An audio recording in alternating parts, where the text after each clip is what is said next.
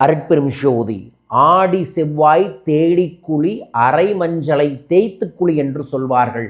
அந்த ஆடி மாதத்தோட கடைசி செவ்வாய்க்கிழமை, வரும் செவ்வாய்க்கிழமை அன்றைய தினத்தில் நான் சொல்லும் வழிமுறையில் காலை 4 மணிலிருந்து 8 மணிக்குள்ள நீங்கள் குளிச்சுட்டு சொல்லக்கூடிய ஒரு பரிகாரத்தன்று இரவு செய்துங்கள். 100% உங்களுக்கு அபரீதமான நேர்மறையாற்றல்களையும் அபரீதமான நம்பிக்கையையும் உங்களுக்கு ஏற்பட்டே தீரும். ஏற்படணும்னு நினச்சிங்கன்னா அபரீதம் அப்படின்னு கமெண்ட் பாக்ஸில் மென்ஷன் பண்ணி லைக் பண்ணி ஷேர் பண்ணி சப்ஸ்கிரைப் பண்ணுங்க. நல்லது நடக்கும். வாழ்க. ஆதியிலிருந்தே நம்ம பெரியவங்க சொல்லக்கூடிய சின்ன சின்ன வழிமுறைகளைத்தான் நம்ம பரிகாரம்னு சொல்கிறோம்.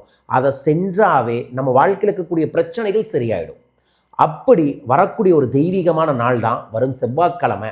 அடுத்த நாள் புதன்கிழமை அமாவாசை வருது. அன்றைய தினம் சிவராத்திரி.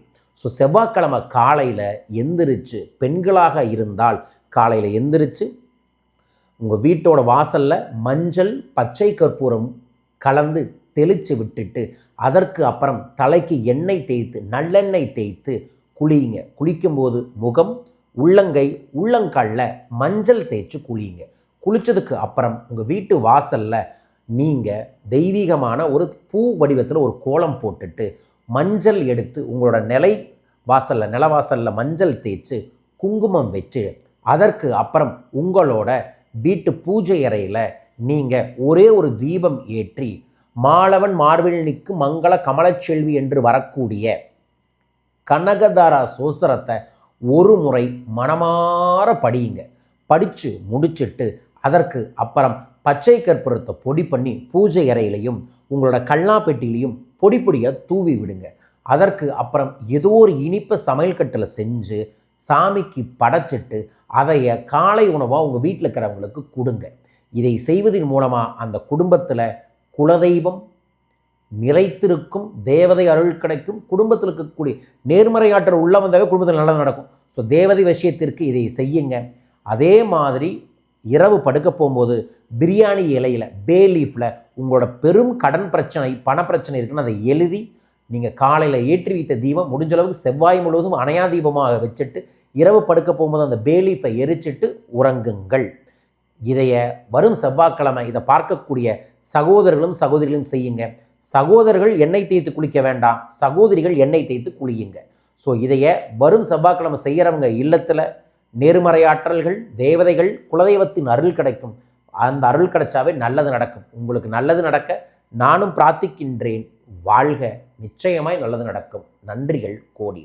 ஆடி அமாவாசையை முன்னிட்டு நான் சிறப்பு திலா ஹோமத்தை ராமேஸ்வரத்தில் ஏற்பாடு பண்ணியிருக்கோம்.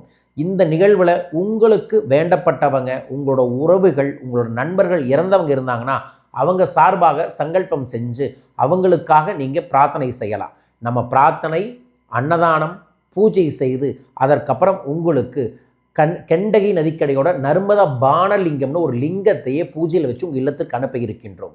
ஸோ உங்கள் பெயரையும் பதிவு செய்ய தொலைபேசிகளில் தொடர்பு கொள்ளுங்கள். வாழ்க. வரும் வெள்ளிக்கிழமை முதல் நான் நடத்தும் சோடசலட்சுமி மகாலட்சுமி வசிய வாட்ஸ்அப் பயிற்சி வகுப்பு நடக்குது. மிஸ் பண்ணாமல் கலந்துக்கங்க. இந்த பயிற்சி உங்களுக்கு மகாலட்சுமியின் பல்வேறு விதமான மந்திர, தந்திர, எந்திர ரகசியங்களை சொல்லித்தந்து உங்களை வழிநடத்தும். பயன்படுத்தி வளம் பெறுங்கள். வரும் ஆகஸ்ட் 21 வரலட்சுமி நோம்பை முன்னிட்டு வரலட்சுமி பூஜா கிட்ட கொடுத்துக்கிட்டு இருக்கோம். இன்னும் 10 எண்ணிக்கையே பூஜா கிட்ட இருக்குது. தேவைப்படுறவங்க தொலைபேசிகளை தொடர்பு கொண்டு பயன்படுத்தி கொள்ளுங்கள். அன்றைய தினத்தில் நம்மளோட கோவை அக்ஷயம் டிவைன் சென்டர்லேயே அக்ஷயம் ஜுவல்லரியோட ஒரு ஸ்பெஷல் நகைக்கடை சிறப்பு திறப்பு விழாவை ஏற்பாடு பண்ணியிருக்கோம். அந்த திறப்பு விழாவுக்கு பல்வேறு விதமான சிறப்பு சலுகைகள் தர இருக்கின்றோம். அதை பற்றிய விஷயங்களை நான் விரைவில் உங்களுக்கு அனுப்புகிறேன். பயன்படுத்தி கொள்ளுங்கள். வாழ்க. நன்றிகள் கோடி.